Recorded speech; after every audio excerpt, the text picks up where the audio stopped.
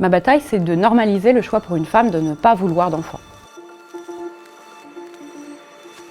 C'est un sujet qui me tient particulièrement à cœur parce que j'ai toujours su que je ne voulais pas d'enfant et ça a toujours posé des problèmes à littéralement tout le monde, sauf à moi évidemment et heureusement à mes parents. Aujourd'hui j'ai 38 ans et ça fait à peu près 20 ans que les gens passent leur vie à me démontrer que c'est pas un sujet en fait pour les femmes aujourd'hui de ne pas vouloir d'enfant. Mais en fait, la maternité est tellement une norme de la féminité. En tant que nullipare, ce terme médical pas très joli pour dire femme n'ayant jamais accouché, donc femme n'ayant pas d'enfant, vous êtes en permanence confrontée à cette norme sociale de la maternité. L'administration publique, le corps médical, l'entourage, la boulangère, la postière, lorsque vous êtes en âge d'avoir des enfants, les gens partent du principe que vous avez des enfants et donc vous parlent de vos enfants en permanence et plusieurs fois par jour. C'est quand même fou que 50 ans après la pilule et l'IVG, la maternité soit à ce point encore une norme de la féminité. Alors que justement, grâce à la pilule et à l'IVG, elle devrait être une option de la féminité. On a l'impression que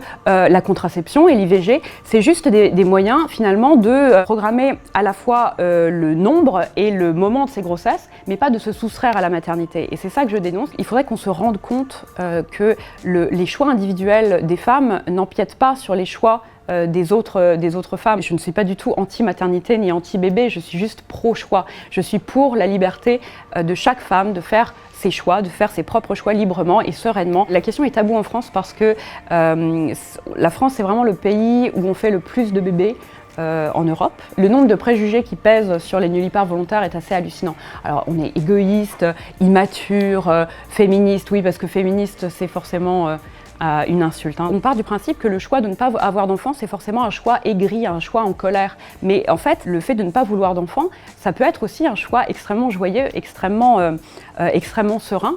Et c'est simplement le choix de continuer de vivre une vie qu'on a choisie. Cette idée normative qui veut qu'une femme doit avoir des enfants parce que c'est naturel qu'elle en ait, ça pèse non seulement sur les femmes qui ne veulent pas avoir d'enfants, ça pèse aussi sur les femmes qui ne peuvent pas en avoir.